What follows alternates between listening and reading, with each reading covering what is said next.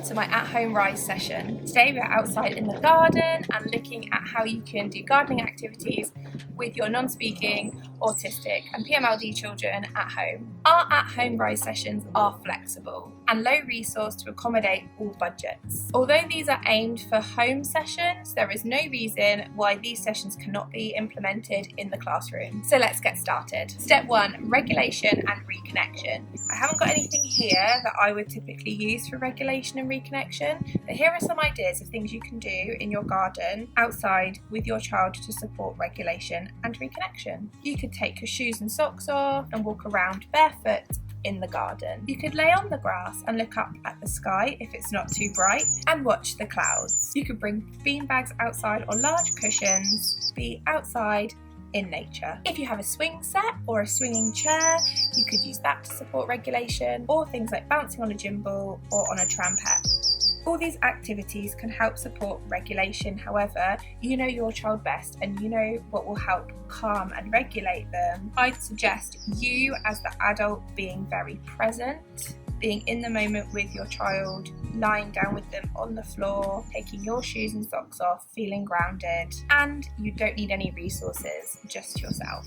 And if accepted, intensive interaction sessions are always lovely and always a great way to reconnect. So with step 1, regulation and reconnection, you can do this for as long as you want. You can just start off with step 1 and then lead on to step 4 if your child isn't ready for an activity. And actually you can leave your child in step 1 regulating whilst you set up the invitation, and when you start step 2 you may see your child continuing to regulate but watching from the side, and that is absolutely fine. For the first few sessions you may not get to step 2 or step 3, and that's fine. If you have siblings that want to join in, that's really handy, and even pets. Step 2 is invitation. So here we aren't expecting anything, we are setting up the activity. Hopefully our children are watching and they want to come and join us, so we're going to try and make it exciting. Obviously you can use whatever resources you have at home. You may have sand and water toys that you can use for these activities. You may have spray bottles that you use.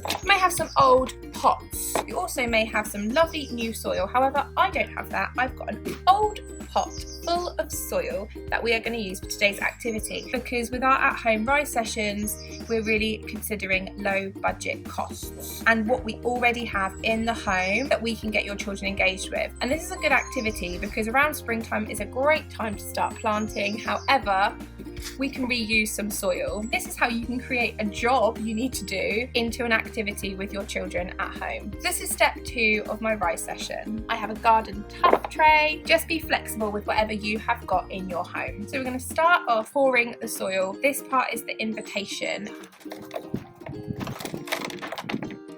You might just pour it out, scoop it up, pour it out. You can repeat this as much as you want. And you might want to take a look at what is in your soil. You can use a sprayer or a bucket of water and add water if you'd like to make it wetter. You can use communications prompts alongside. You could go completely non-verbal in your approach. Stack some pots.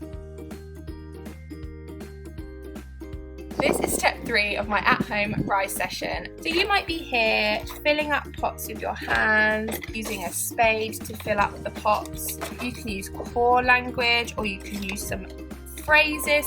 Fill it up, tap, tap, tap, pour it out. If you have siblings joining in and your child is not wanting to join in, that's fine. You could always take a pot of soil over to them and they can explore it in their own way. They're still sharing the space, they're sharing the garden. And the idea of repeating this task over and over again, it becomes less overwhelming and less scary. Your child may feel comfortable enough to come over and join in. Not all children are going to want to put their hands in soil, whereas some children, this will be their favourite thing ever and they'll want to add more water. This part of the shared experience is really when you go child-led. You may model some activities and some things, they might start making mud castles, and you might copy that and copy them and validate what they are doing. This is an activity to support regulation, curiosity, shared experiences,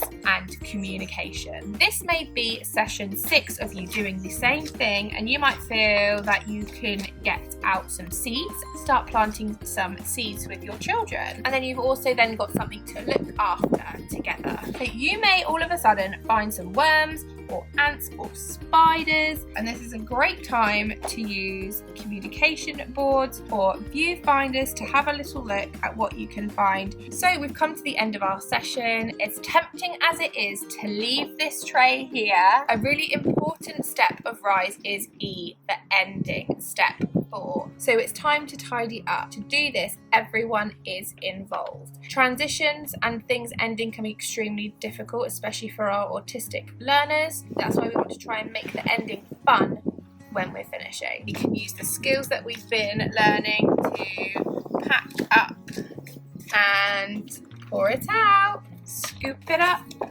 scoop it up. Oh no, what a mess. We need to tidy up. Be mindful about how much language you use. I know that sometimes I overuse language. Shake, shake, shake. Sometimes less is more. You can also always put a song on. You could bring out a speaker, and also it doesn't have to be a tidy up song. It can just be a happy summery song, because what we want is to keep things different every time we tidy up. And we always talk about the importance of consistency, but actually we don't want to be reliant on one song, and this will help with our flexibility when it comes to things ending and transitioning.